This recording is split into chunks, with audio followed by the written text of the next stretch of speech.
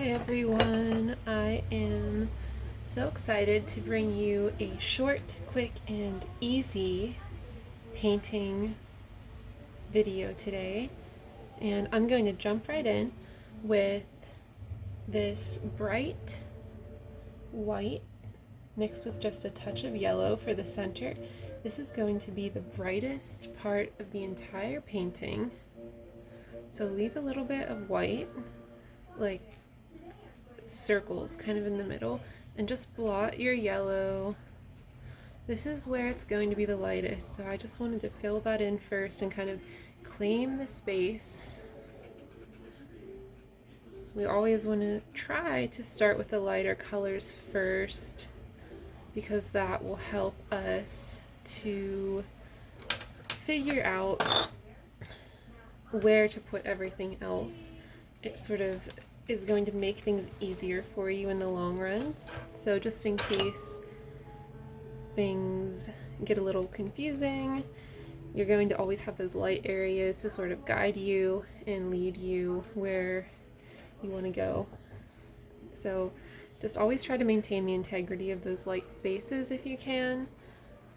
And don't be afraid to add a little too much light like I'm doing. I'm going to just branch out here and blot that out.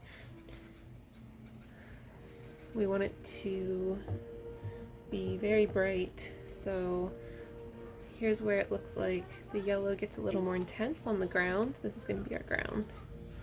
And then this up here is going to be not the ground, it's where the trees and the sky are. So that's why I made this line right here to divide the area roughly, so I kind of remember where I wanted to go. I'm striping out the light here. This will be like some of the highlights and shadows where the sun cuts through the trees. So we'll just go ahead, keep blotting that out. It's a little bit less yellow up here. It's more like whitish yellow, but I'll just do a little bit of that. Okay. Next, we're going to do a little bit of orangey red. I'm going to mix that together. We want to keep it on the lighter side, not too dark or heavy. Just going to mix orange and red. I would say more orange than red. And it looks like there's a layer of it beneath the yellow. So I'm just going to kind of blot that in. I'm using my larger brush right now. Extending it out. And these are going to be rough leaf shapes. And this is kind of dark looking. I know maybe a little darker than I intended, but we're gonna layer, so I'm not too worried about it. If you want to just get some water on your brush and just kind of like blot up some of this reddish orange and bring it up towards the yellow, that might help lessen the intensity. And I know I said start light and work darker, but sometimes you just have to go back in with the lighter colors, and that'll actually help. I'm just doing straight yellow, but it's mixing with some of this red, and it's creating a really nice orangey color, like an intermediate color to sit in the middle of that darker red and that light, bright yellow. I'm just kind of filling in some of the blank areas. And I'm using my tiny sketchbook today, so I'm trying to not go too far past the edges to bleed onto the other pages, but that's not really my strong suit, so I'm probably going to be bleeding a little bit into that today. Whatever, it's fine. This is supposed to be fun, not perfect.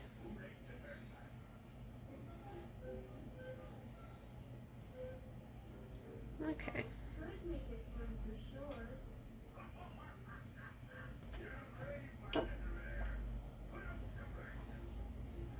And it's okay if it looks quite darker and deep towards the bottom, which is what we're working up towards. So I'm mixing a little bit of brown with red right now. We're going to get a little deeper and darker.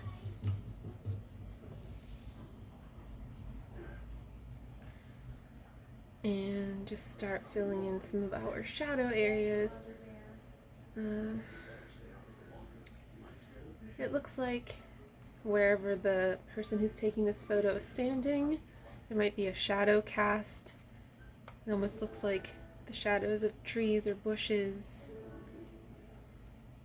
There's going to be a tree right here, so we're just going to stripe it out like this. And these lines are going to be where the shadows of the trees kind of stretch across the horizon towards us. And there's going to be another tree right here, so we'll just go ahead and do another kind of line out that way. And if you can just go in with plain water and cut that shadow up like that right there.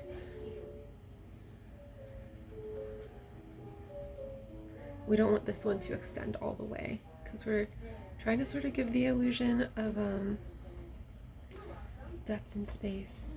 I don't know, that's just how the picture looks. So do what you can with it. These shadows can stay the way they are. We just want to have defined dark, medium, and light areas.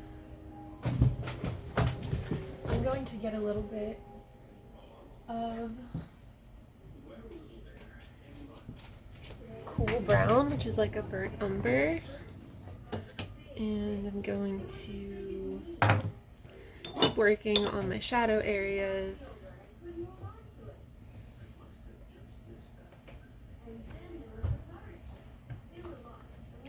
And this area gets quite dark.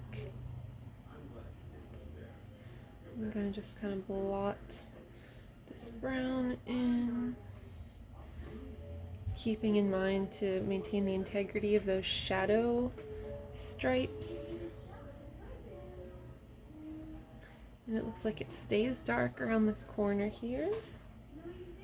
And we might add in some lighter leaves at the end once everything is dry, but just for now we can work on our shadows first. And with gouache it's not too difficult to like layer things back in, even if it's light over dark. You just have to make sure those bottom layers are completely dry first, or else things get very messy very quickly.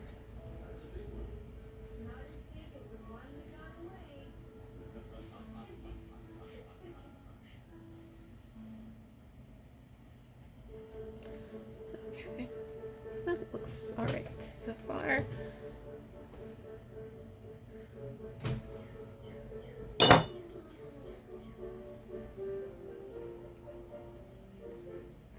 I'm just taking some water, just adding some leaf-like shapes throughout the bright areas. If you want, you can lift a little bit of that color too to maintain that light yellow area, which I might do. Okay, that's not looking too bad. I'm gonna reach for a smaller brush. This is my size 8 detail brush. I'm going to pick up some of that dark umber, and we're going to begin to map out our trees.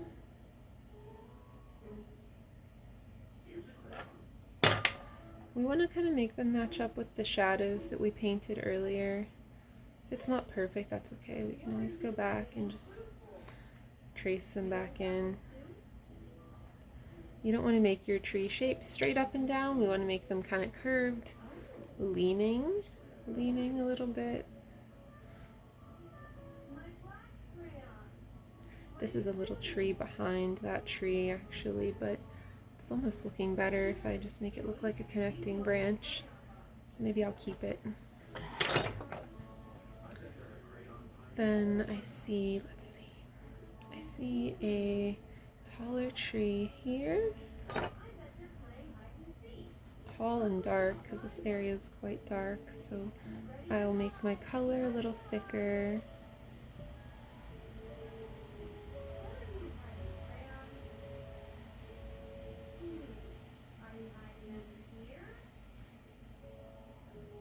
Always want to make the base of your tree thicker than the other parts. Sometimes I struggle with that, and then my trees can end up looking a little weird. Practice. Practice is what fixes that. Okay, next tree. Just work on making shapes that don't all look the same. Now what I'm doing is just like adding some very thin stripes. This will be like the branches and trees mixing together in the background.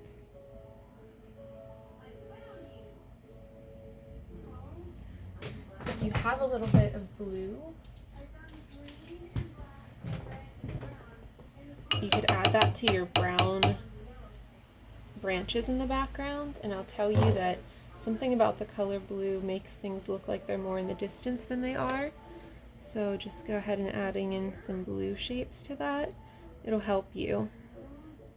So just adding tangles and clusters of branches, they don't really have to make sense or be attached to a specific tree, but go ahead and just use the thinnest or one of the thinnest brushes you have, as thin as you feel comfortable working with, and just start putting in some random branches, and then we'll add leaves and foliage to it later on. So some of that brownish blue. It's almost a little warmer looking as we get towards the middle because of the sunlight. I'm just going to do some distant trees. The further back you go, it's usually slightly blurrier or lighter, I'll say. So I'm going to try to adhere to that. Something I learned in an art class that was kind of helpful was just to keep things the further back they are with nature things, to just try and make them a little lighter. And then the closer trees and foliage, you can make it darker. And that helps whoever is looking at your painting to understand where things are placed in your painting, whether it's closer or further away. It's kind of cool learning all those little tricks. And don't be like me, I accidentally rest my palm on my painting sometimes. It's kind of a bad habit I'm trying to kick. And then these ones right here with the bright light are looking kind of more blurry and distant. That's good. The sun kind of peeking out through these beautiful autumn trees. There's something kind of hazy and blurry about it, which is what you want. It's like kind of dreamy.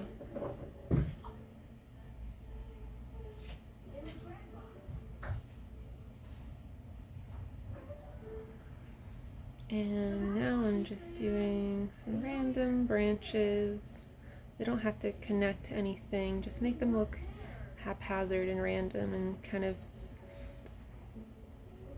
filtering through. The light is filtering through them and they're kind of rambling around.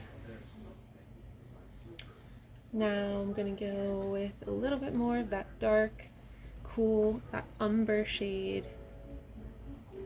Here's that final big tree. It's going to sit more towards the front, so it's going to be darker because it is closer to us.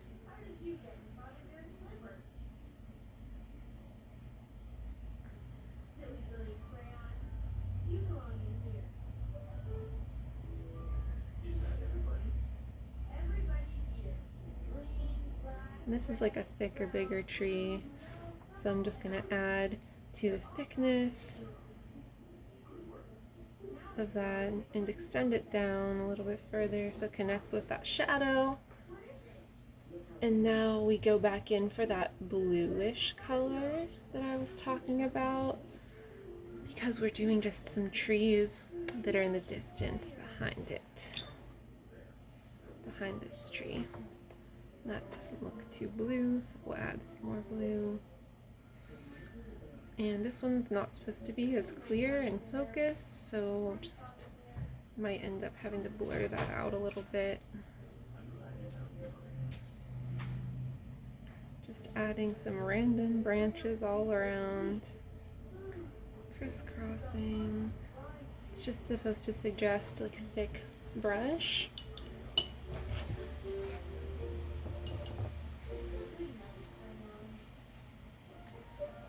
Let's add a little bit more blue. Just don't be afraid to fill in some of those spots with blue. Like, what does blue belong in a forest? That doesn't make sense. But if you really pay attention, every highlight and shadow has a color. It's not just black, white, and gray like we may be inclined to think, and that kind of blew my mind whenever I learned that, because that's how I was making all of my art, and I wasn't that happy with it, and I started to become more happy with it once I started understanding color. And honestly, we could just fill this in behind these trees with that bluish color, and it's gonna look really nice. And a good clue and tool for understanding how we use colors in our highlight and shadow is to remember our complementary colors. Here in this case, we're doing yellow, and technically it's violet, the complementary color for yellow, but blue is close enough to where it's going to complement and look very nice. It's going to be a perfect shadow color, so you can use either violet or blue. I usually do use violet, but this time I wanted to try something new. And I'm mixing up just a little bit of green, like yellow with blue, because right here I'm noticing that bluish color starts turning into green as the sun starts touching those shadows. So I'm just going to blend them together and let them get to know each other a little bit. Start making some branches.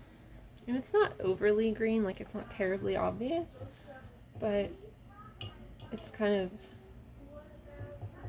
just a hint. So the more you try and honor exactly what you see, the more realistic your art is going to look and the happier you're going to be with it. Okay, it's looking nice. Just gonna add a little bit of green here.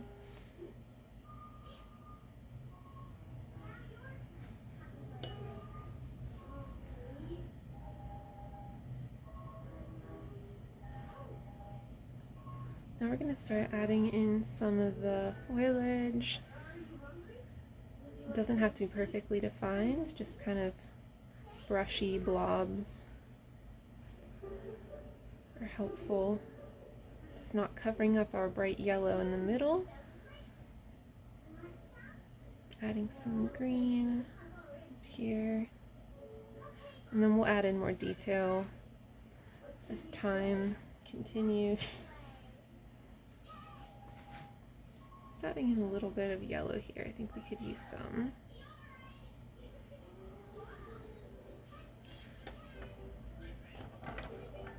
And perhaps I could have just washed the whole thing in yellow at the beginning. If you are watching this first before starting, you could try that.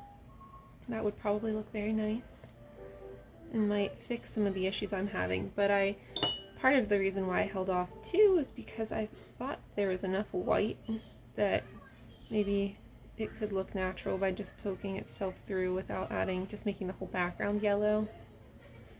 That's yet to be determined whether or not that was a good call. I don't really know. I'm just trying to kind of paint what I see and learn as I go, which is so much fun. Okay, some yellowy green for the trees, for the leaves, blotting it in. We're adding some just where it kind of looks like it could use it.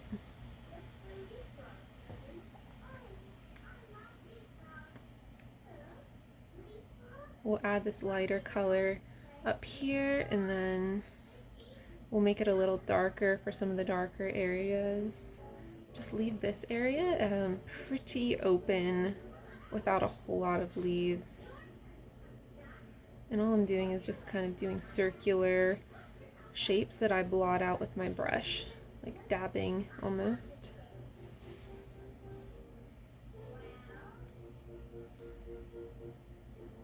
And then just a little bit more branch shapes down towards the bottom, crisscrossing. Gives us that illusion of distance too, which is nice. It's very interesting how the colors all play together in this.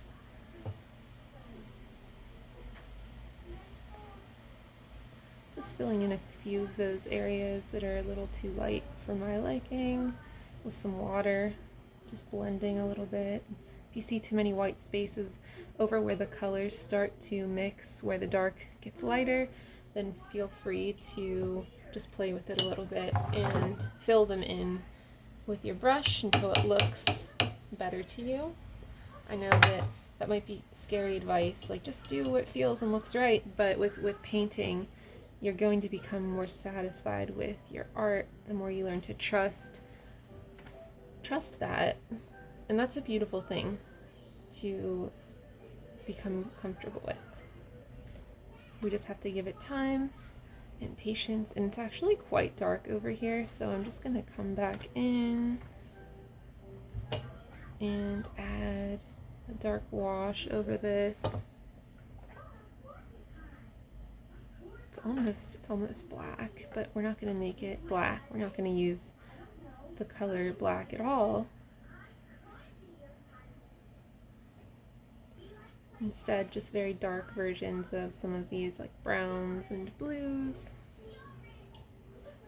I'm seeing I need to re-add in this blue shadow here for the tree, so we're just going to do that. Follow the direction of where the sun might hit. So here's the sun, and I just like to try and do like a rough estimate of where the tree shadows will come out based off of the streams of light.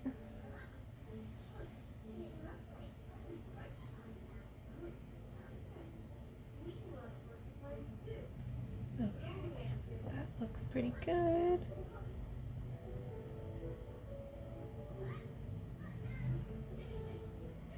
This area could use a little bit more depth.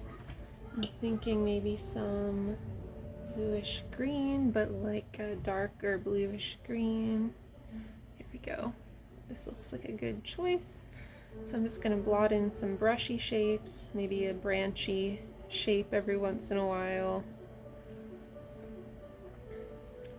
Imagine where some leaves might be falling and dropping.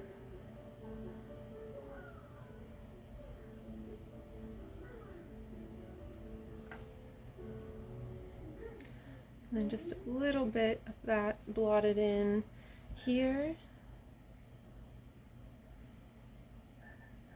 And we're making this almost like an ombre transition. Blotting in some of that greenish. It's like a dark greenish blue with like a touch of brown mixed in. Okay, let's see here. Maybe just a little bit of that here.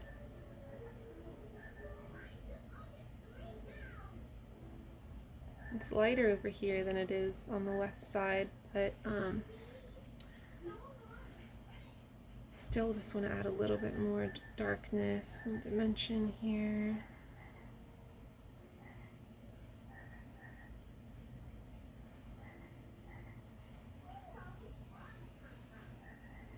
Now I'm looking at it more, maybe just a little more brown to this tree.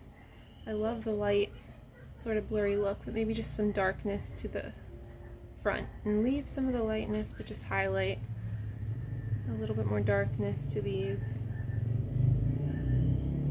on one side. Just to give it a touch more definition and clarity. But you can also show that the sun is still hitting them in some areas, making it light and almost washed out looking.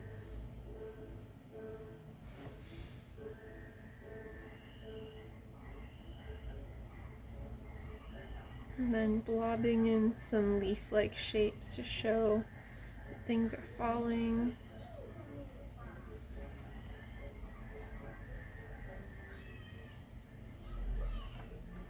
And that's all I really do. I just take the brush and kind of just do wacky movements with my wrist and thumb and finger, holding the brush kind of medium tension, like not too tight, not too strong of a grip.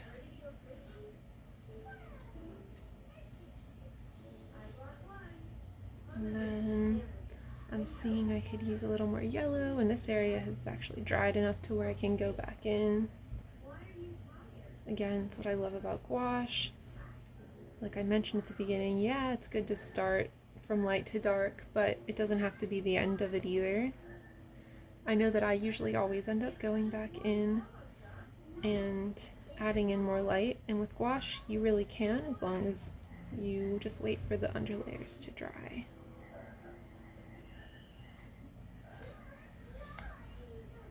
I'm just blotting in some leaf-like shapes, and you may find out that you made a mistake or you just don't like the way it's kind of looking, and that's okay too. That's when we wet our brush with just a little bit of water and soften up some of that. Careful not to go over the areas that are the lightest, that you left whitish yellow, because those actually are necessary to maintain the brightest areas. But we can go ahead and blend these yellow leaves that we just did with a little bit of water on the side of that brush.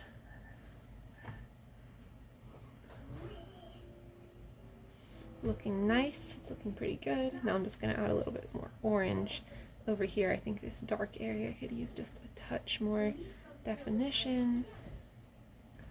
Maybe a little more yellow, and just blend it.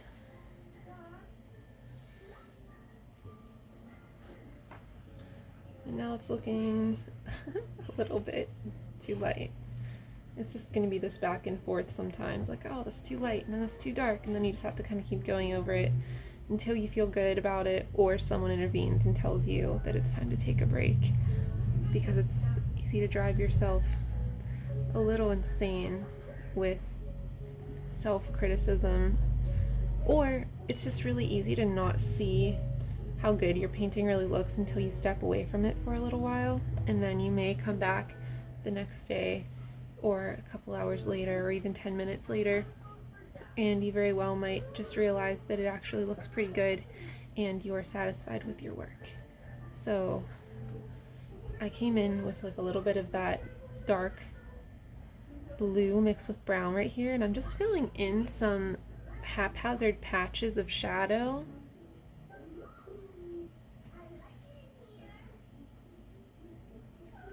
Just trying to not make anything look too uniform.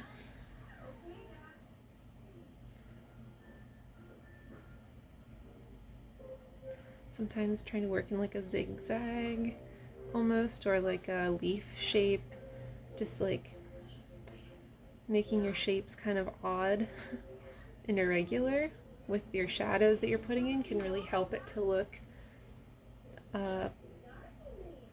not too stiff or artificial. And this could use just a little more darkness, I think. And I'll upload the reference photo to my blog so you can see for yourself. I'm not making it a carbon copy. It is a sister, not a twin. That is how we should use our reference photos for things like this, especially with landscapes and things that don't have to look exactly like something else, because it's so difficult to make something look 100% the same as your reference photo all the time. Even with portraits, as long as you're not completely altering the structure of the face, it's nice to take a little bit of artistic license, and we don't have to make it look 100% like the original. And sometimes it's better if we just don't. It can be a nice surprise to just add in something else. As long as it's not anything that is so out of left field that you would just begin to question why it's there.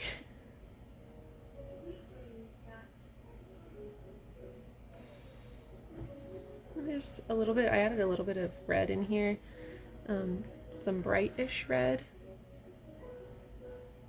just where the sun area is kind of fanning out. You're having those really bright colors, and then the bright red just gets a little hit of sun and really shines there. And maybe that's a little bright for me, I don't know. Maybe I'll take my napkin and just dab it a little.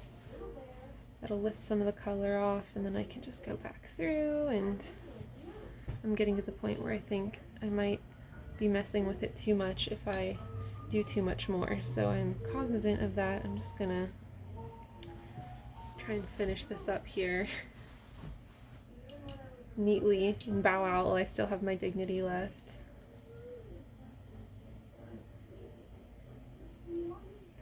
Okay, I think that looks alright.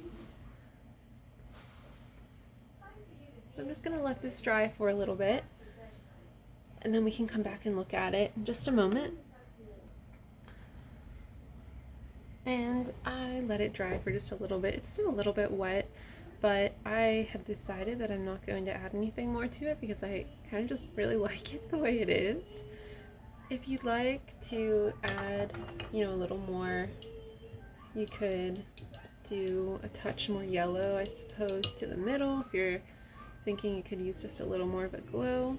I said I wasn't going to add any more, but I'm just going to dot a couple of things in. You could just mix it through here, just little splotches of very pale yellowy white, keeping those white areas light, maybe going back in through this area too. You just want to give the illusion that there's tons and tons of leaves that just fell here,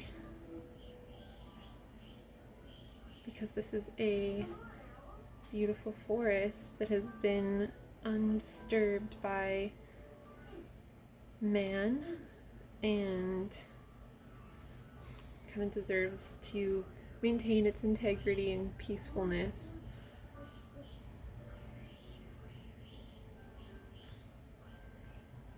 Yeah, I think that looks pretty good.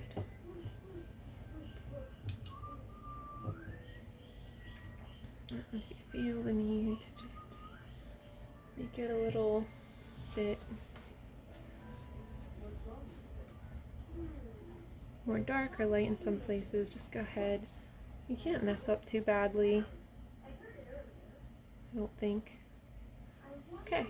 Alright, well, I hope that you had fun with this tutorial. I certainly did, and it was so nice to spend a little bit of time with you for this quick drawing. And actually, it's a painting. We didn't do any drawing today. So please continue to join me, like and subscribe and comment if you enjoyed this, and if there's anything else you would like to see me paint or work on or break down for you, please let me know. That would be very fun for me to do. Have a wonderful day. Take care.